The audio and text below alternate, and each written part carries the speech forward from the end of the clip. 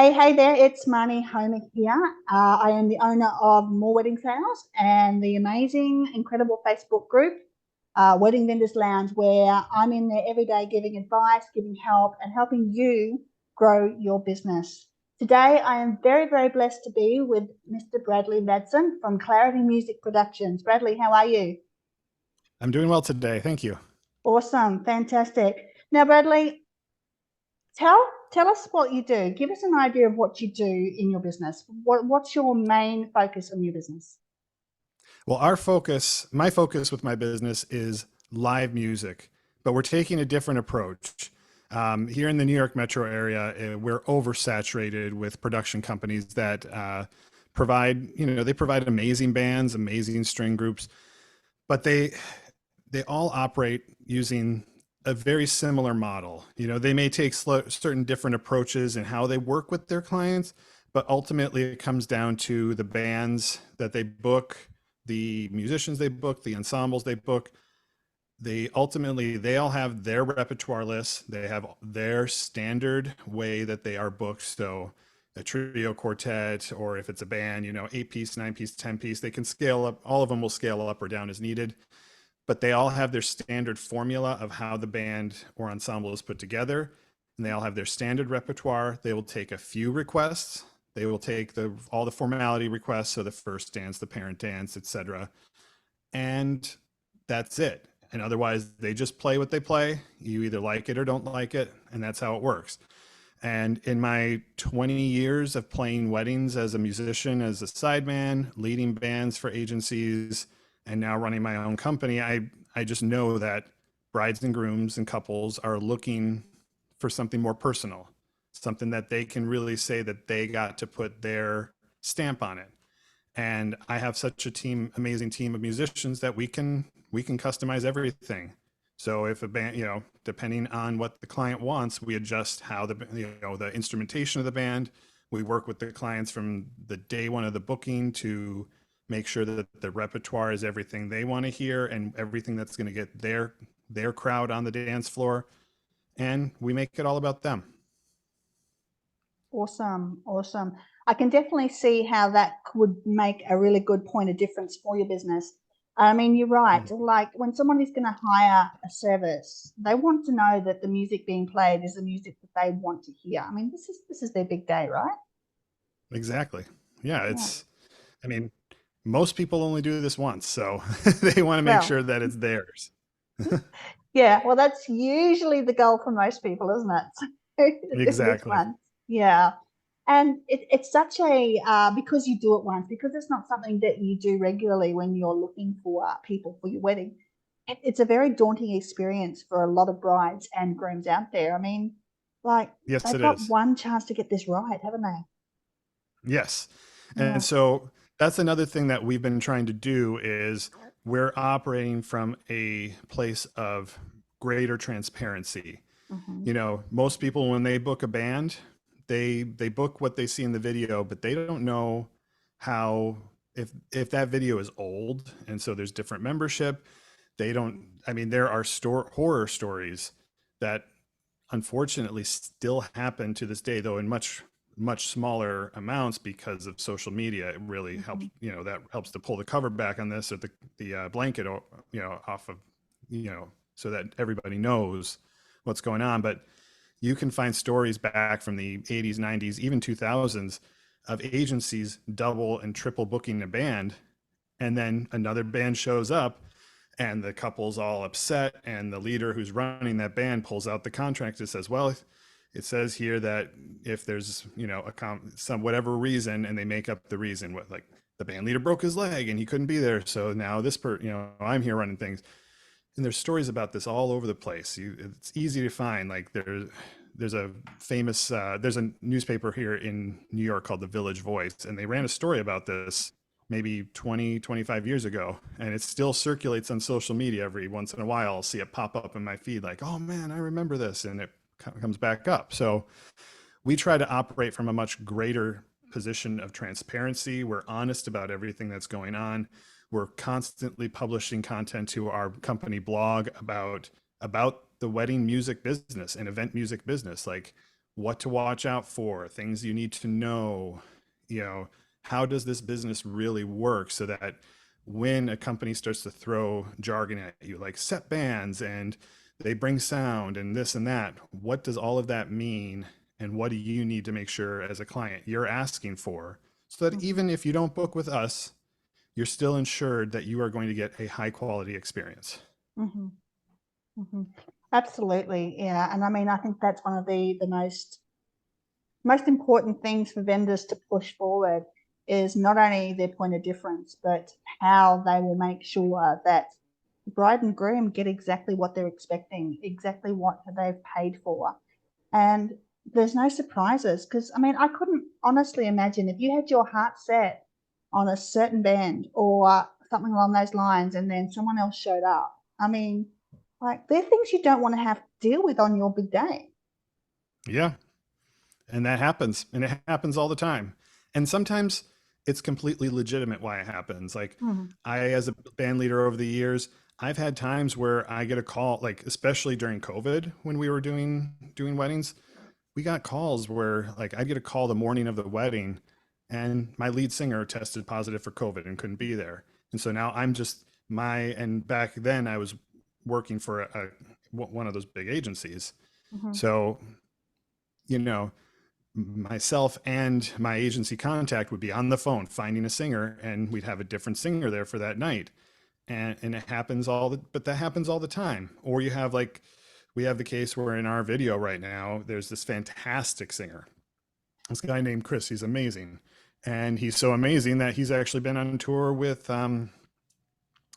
what's the, Book of Mormon, Mm-hmm. the Broadway show, they're doing a tour, and he went out on tour with Book of Mormon. So I haven't been able to book him because, he's touring. Mm-hmm. But that's where if a client's like, oh, and is that singer going to be there? Most agencies will just say, yes, it's a set band. It's always the same people. And then they deal with it later. If the client tries to call him out on that, we're like, well, no, actually he's on tour with Book of Mormon, but we guarantee we're going to have an amazing singer there for you.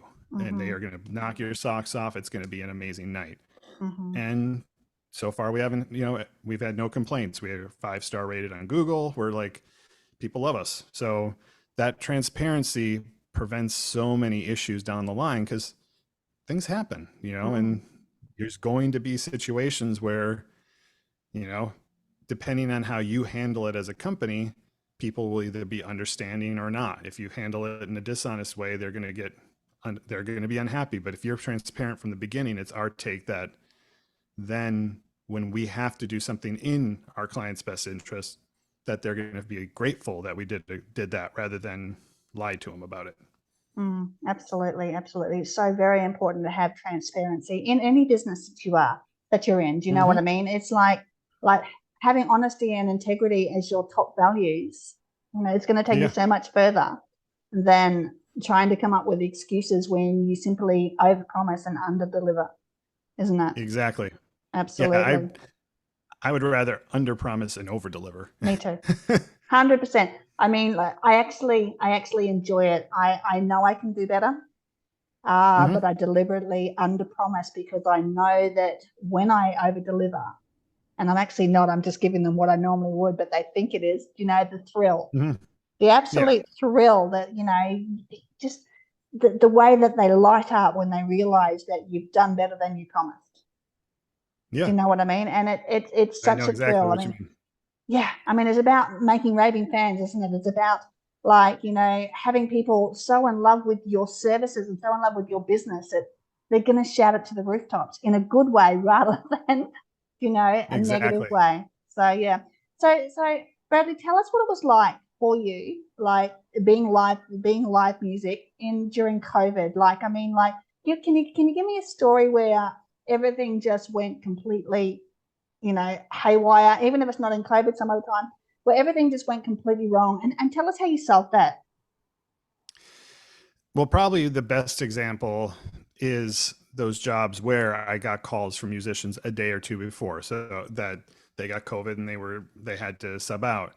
And, I had one weekend where that happened. I had a Friday and a Saturday wedding for the band, and I get the call. I had the same guitar player and same singers booked for that weekend. And there was a couple of subs because of, all these jobs were rescheduling left and right. So people who were available for the original job couldn't do so we got a sub in, and it was fine. They, all people I trust. But, it's like Thursday morning before the Friday job, and I get the call, my guitar player has COVID. And I'm like, and he sings too. So it's a tough role to fill. And I'm like, oh boy. So I start calling and just calling. I have the office that I was working for at the time. They're calling. And I get someone who doesn't sing. I find someone. I couldn't find a singing guitar player. They were all booked. So, I call my lead singers and I'm like, I need you guys to figure out how to cover this rep for the next 2 days. And they're like, okay, we'll work on, we got it. It's COVID. We'll figure it out. And they sent me a list of anything that was a must play for the client got covered. Anything in just our regular call list that they couldn't handle, we subbed in with other material. Everything ultimately went okay. But we had those 2 cases. That guy, really threw us for a loop for those 2 days. And then for the Saturday job, my sound team's already on site setting up, and I get there like 2 to 3 hours before a wedding starts to start setting up my gear, coordinate with the venue, do all the stuff I have to do. And most of the other musicians show up and are ready to sound check an hour before the reception starts. So I get a call an hour and a half before that one of my musicians, his car broke down and he's 45 minutes away and waiting for an Uber. And I'm thinking to myself, okay, 45, how long is the Uber going to take? Then he's going to get here.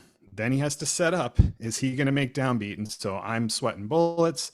And it was actually my bass player. So luckily what he would normally like to use an amp. And I said, you able to just run direct? That way you just carry your bass in with a cable and just plug into the board. And we used in-ears. I had his in-ears all set up. He's like, yeah, I can do that. He walks in 2 minutes before downbeat. I'm sweating bullets. Like, how am I going to do this without a bass player? Like freaking out. And he walks in, hands his cable to my sound team. They patch him in. He puts on his in-ears, room opens, first tune. But I'm freaking out the whole time because I'm thinking to myself, this couple is going to walk in and they're going to be wondering where that last musician is.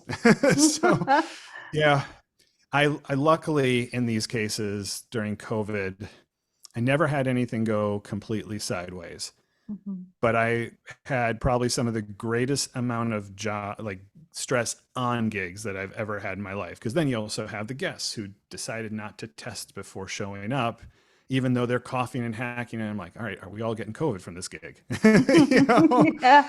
And then I had all these musicians who were freaking out about it too. They need to work, they need to make money, but they're also freaking out about getting COVID. So some of them are like, can you guarantee everybody's going to wear a mask? I'm like, I can't even guarantee everybody in the band is going to wear a mask. How am I going to guarantee that all the guests do this as well? And they're like, oh, I might have to sub out. And I'm like, this is 4 days before the job, bro. Come on. You gotta make a decision here.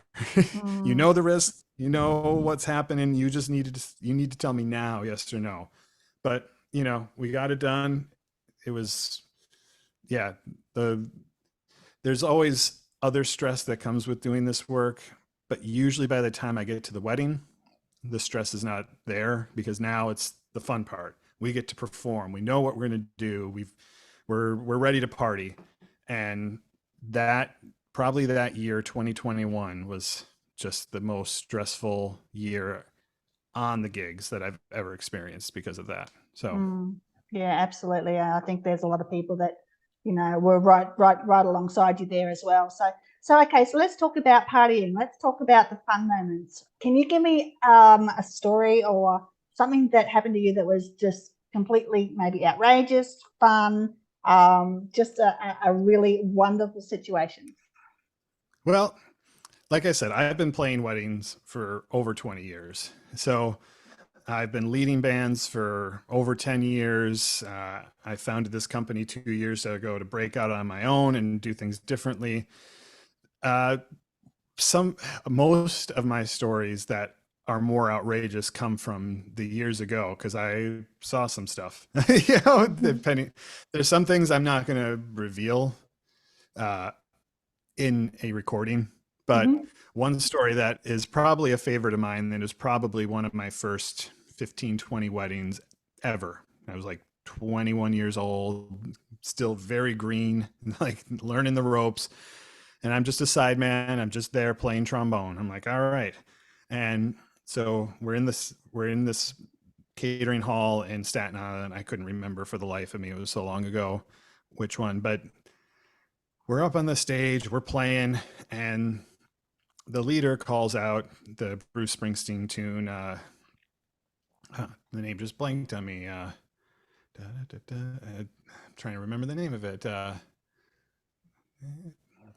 Oh, it's got a big horn intro. My brain just farted, just went on the name, but big classic tune. Everybody, you hear that intro, everybody knows it. 10th Avenue Freeze Out. There it is. Yep. So he calls this tune like, and usually call the tune about halfway, three quarters the previous tune. So we're ready, we're mentally ready, and all of a sudden we see the doors where the bride and groom at the beginning of the night made their grand entrance open wide, and they are as naked as the day they were born. Oh gosh. Okay. And we're like, so the whole horn section just like what, like just stunned. And of course, then that's when the transition into the new tune, into 10th Avenue, happens. Mm-hmm. So we're just staring. All of a sudden, we hear bum, bum, bum from the band, and we're not playing. And the leader, who's this guitar player, leans over and he's like, I forgot to tell you, they're nudists. Play! And we're just like, okay. And jump back in, and we jump in, and we're just like, okay. And mind you, everyone else in the crowd was dressed to the nines. No one batted an eyelash. They just looked over. They're like, oh, hey, you're back. Like it was normal. Like it was something you just saw every day. And so definitely that's one of the odder moments. Another funny story. So how I talked about how most people only do this once. I had the distinct pleasure of playing one gentleman's wedding 3 times with 3 separate bands. Oh gosh. So the first time I play his wedding, obviously it's just some guy, we're all playing, and he comes up to us after, like when we're breaking for dinner, and he's just like, oh, I paid extra to make sure these horns were here. I love a good horn section. You guys are rocking. And I was like, okay, that's cool. Most of the time, no one says a word to the horn section. So, kind of stuck out in my mind. Mm-hmm. About 3 years later or so, I'm working with a different band, and set up, we start to play, and grand entrance starts, the doors are opened, they start walking in, and I'm looking over there, I'm like, why does this guy look so familiar? And I'm blanking, like I can't figure out why, but I know him from somewhere. And we get to the to the dinner break, and he comes over to the band, and he's like, man, I just want you guys to know I love a good horn. Hey, you were at my last wedding. And I'm like, yes. I was like, I guess that didn't work out. He's like, nah, man, she was not a good person. I had to dump her. And so I was like, okay, well, I hope the second time's a charm. And he's like, yeah, she's a wonderful girl. I think it's going to be great. I was like, good. I'm glad to hear it, man. We finish the wedding. Everything goes great. Go home.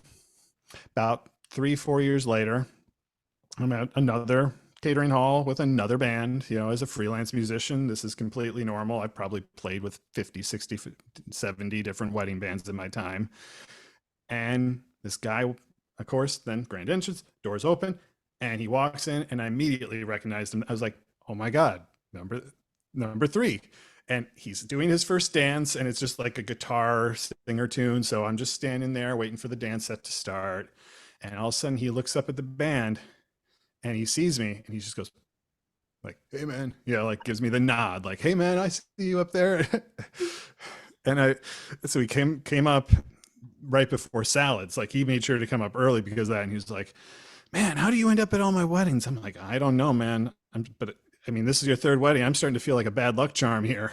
And he laughs, and he's like, no, man. I have bad taste in women. And I was just like, I'm like, dude, I hope that this 3rd one works out. And To my knowledge, it has, because I haven't not gotten the call to play his wedding again. Well, that's a good thing, isn't it? Yeah. But I mean, there's a lot of wedding bands out there, so who knows? Well, yeah. But definitely was a pretty surreal experience playing one guy's wedding 3 times. See, that just goes to prove that even in the wedding industry, you can get repeat business, right?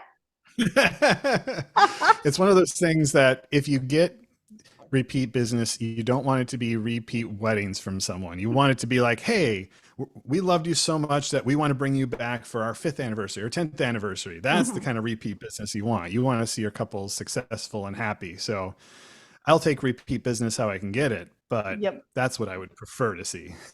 Awesome. Okay, they sound like incredible stories. Like, and I mean, like, wow, what an experience, huh? It's like, Yeah. Yeah. yeah, like, you know, definitely the nudist. Like that's a great story. So yeah. So I guess the next thing, like, you know, we should cover here. I mean, we've talked about, like, you know, what you do. We'll get back to that again. Yeah. We've had some sad stories. We've had some happy stories. Is there anything going on in your business right now, like anything really pressing that you are challenged with that I might be able to give you some insight or some help with?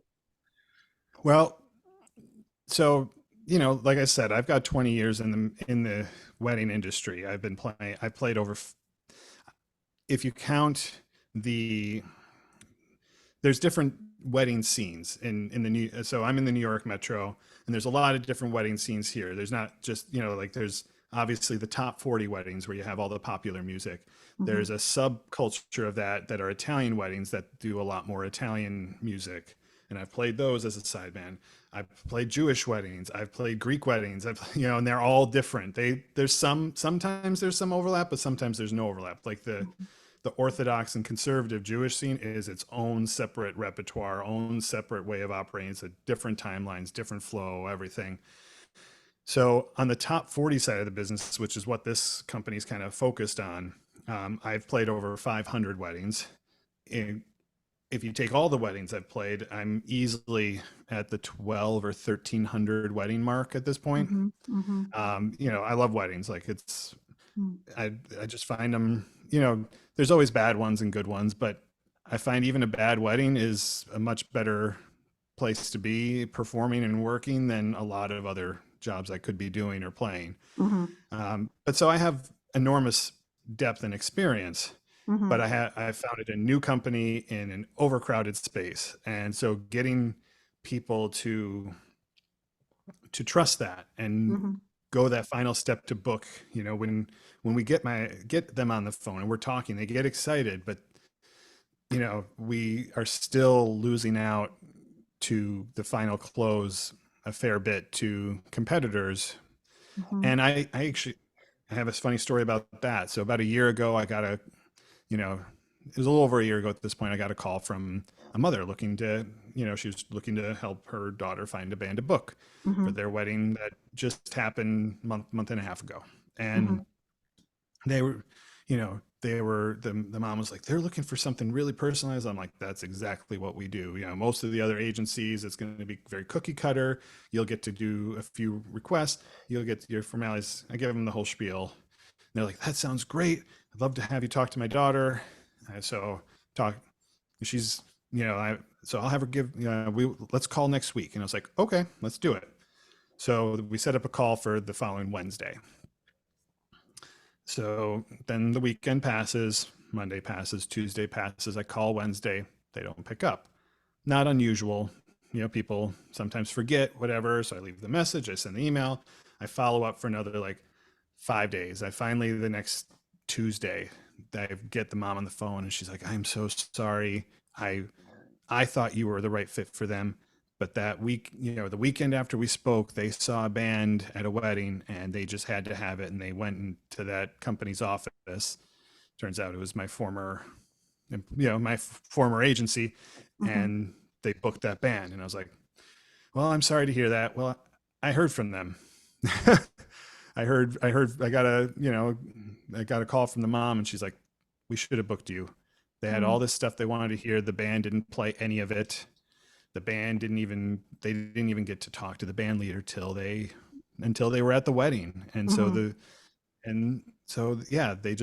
it felt very cold and impersonal, and the Mm-hmm. band sounded great.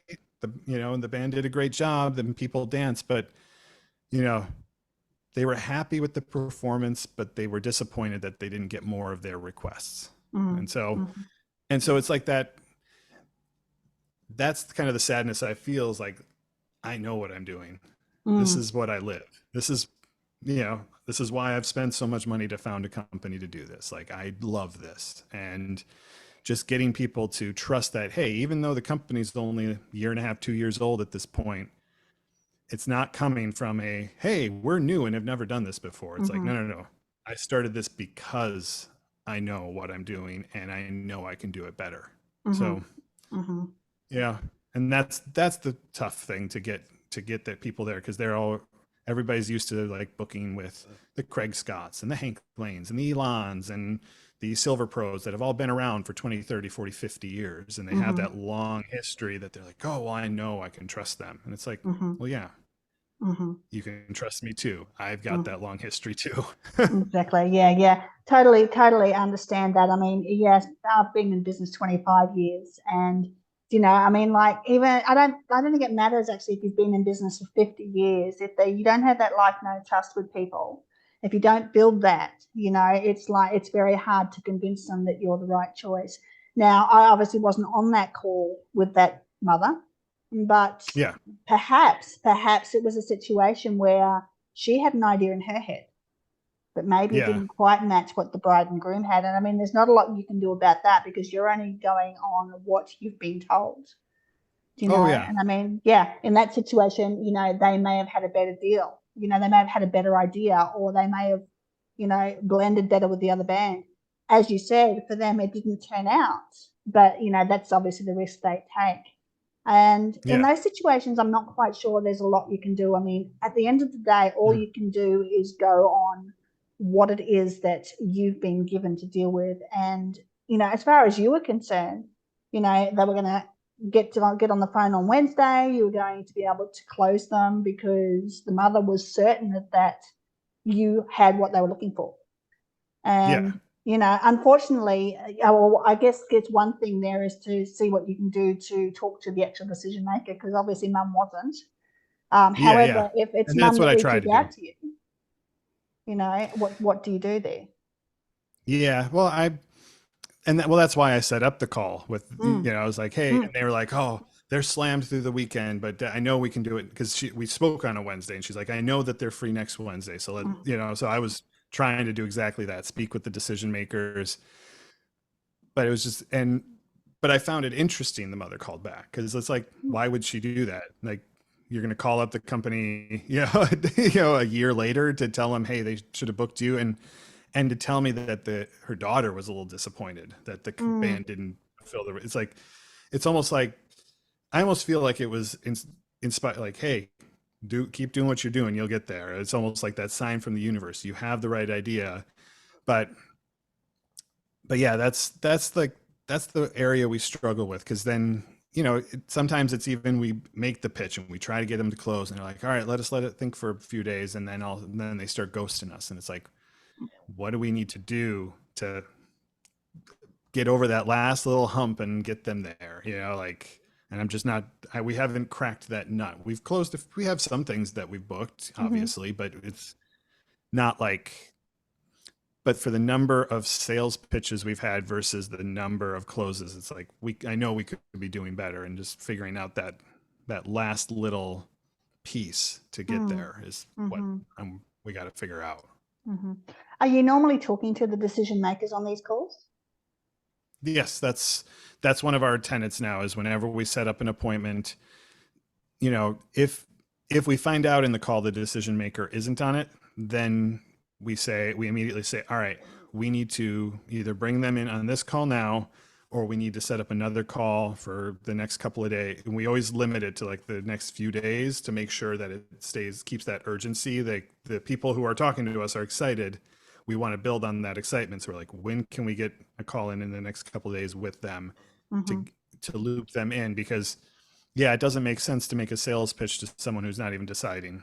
That's exactly right. Yeah, and I mean, yeah, you know that yourself. So, I mean, like, if I was to give you any advice here, and you probably know this, but there's people out there that can benefit from this. If it's not for you, is just ask as many questions as you can. When you've got that decision maker on that phone, drill as deep as you can. Go as deep as you can to find out what their true needs and desires are, because they might tell you something on the surface, but there could be something underneath. And it's when you can hit that pot of gold, when you can hit and 100, 1,000, 1,000,000% get exactly, oh my God, this guy gets me. Oh my gosh, when you can get that reaction, that's when you're going to close more deals. Okay. When they completely feel 100% safe, they completely know without a doubt that you've got their back 100%.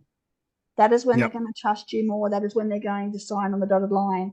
So, I mean, if I was to give you any advice, that would be what I would give you, is just, and I don't even know if this helps you because you have got a lot of experience, but dig as deep as you can. And don't be afraid to continue asking questions. Tony Robbins, one of my mentors, he usually asks 50 or 60 questions before he even starts saying, well, let me see what I can do to help. Do you know what I mean? Yeah. So, I mean, I know it's a bit more time consuming, but at the end of the day, if it closes more deals, it's worth it, right? Yeah, that's what it's about. So if it takes a little more time, then that's worth every minute. Absolutely. Yeah. So I don't know if that's any help to you. But, that would be my advice. Just, see if you can dig even deeper, like really try and get into their hearts and their souls and into their minds, and, show them why you are the only choice. They don't have to worry after speaking with you because you've got this. Yep. And just make sure they're convinced, if they have any objections, just, answer the objections. I mean, you know what you're doing. Do you know what I mean? But this could help others out there. That's the thing. Yeah. Ask them, solve every objection, get through everything, get them to the point where they've got nothing more to say no to. Yeah. And that's when they'll say yes. Okay. Okay. All right. See how that goes. I hope that's a little bit helpful. I mean, you and I are pretty much on par with the experience. I'm hoping that's a little helpful for you. Because, I mean, even I come across, I'm still learning every day. I don't know about you, but I'm still learning every day in this industry. Oh, yeah, always. Absolutely. So, all right. Well, this has been really, really great. Give us another spiel about your business. Tell us about what you do. Tell us where people can find you. Social media, all of that. We'll put that all into the descriptions or wherever this is being posted. But just tell us again how to find you, how to book you. Go. Yeah. So I'm Bradley Madsen. I run Clarity Music Productions, which is a boutique live music entertainment agency based here in New Jersey.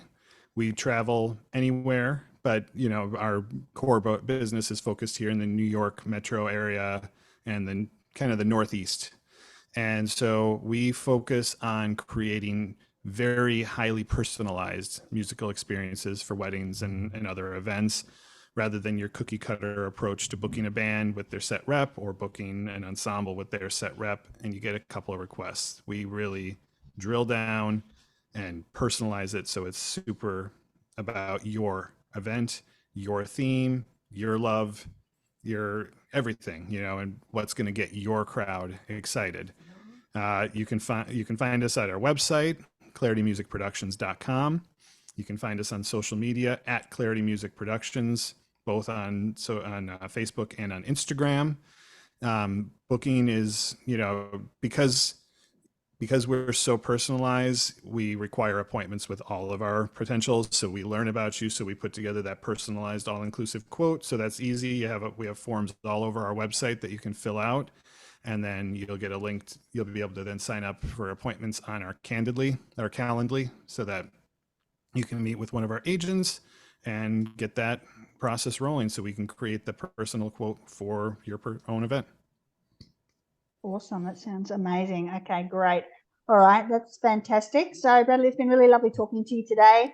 I loved your stories about, the happy stories and the 3 weddings. I mean, third time's the charm, hopefully, for that gentleman. Yes, I hope so for him. Yeah, that's right. I mean, I guess you do have to test the measure, don't you, really? Yeah. So I'm actually just quite impressed that he managed to get 3 people over the line. You know what I mean? Like Yeah. that's, that's quite he must be one hell of a guy, huh? Hey, I had a friend, he's since passed, unfortunately, but he was also married 3 times. He was a very he was an amazing man, but he was exactly who he was, and he wasn't changing for or modifying his life for anybody. So he'd That's so fall, true. women would fall in love with him and marry him, and then because he was so, this is what I am, he eventually would fall apart. And but he was an amazing person, one of the most giving and loving people that Mm, I've ever known. Like super supportive. He was a jazz dentist, so he was a dentist as his day job, but he hmm. loved jazz. He played trumpet. He played classical music. He ran a big band and classical group that I played with for many years in both of them. Yeah, very special person. So yeah, I've had known other people who have gotten to the altar multiple times, and yeah, they are definitely interesting people. Definitely. Absolutely. I think, yeah, definitely. I think we're all interesting in our own ways. But yeah, there are some out there that are a little bit more interesting than the norm, that's for sure. Yes. So, yes. All right, Bradley, it's been wonderful talking to you today. Thank you for being on the show. And Yeah. I look forward to getting this out there for you and yeah, talking to you again in the future. Excellent. I look forward to it as well. Thanks for All having right. me. Wonderful. Thank you so much for everything. Thank you.